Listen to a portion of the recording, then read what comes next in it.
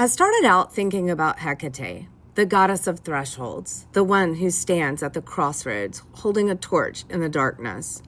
And somewhere in the middle of this, I found myself standing in a threshold of my own.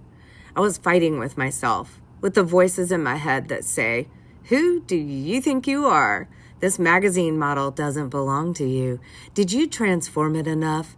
Is your work any good? Are you actually a valid artist?" I used to think those voices would disappear once I had enough experience, but they didn't. They got quieter sometimes, and I got better at recognizing them when they showed up. The moon phases became a reminder that transformation doesn't happen all at once. It unfolds, one choice, one conversation, one moon phase at a time.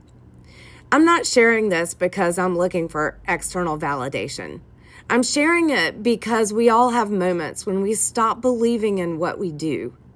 And that was my lesson.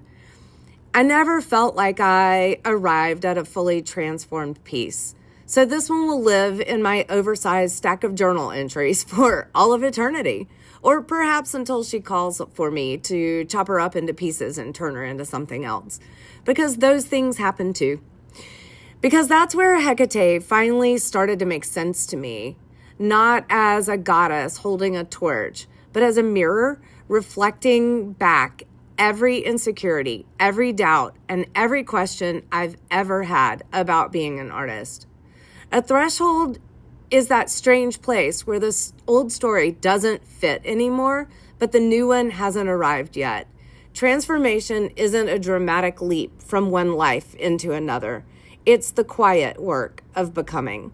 And that kind happens while you're learning, while you're frustrated, making mistakes, and while you're taking the next step before you can see the whole path.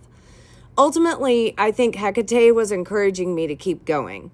She wasn't the story. She was the doorway I walked through.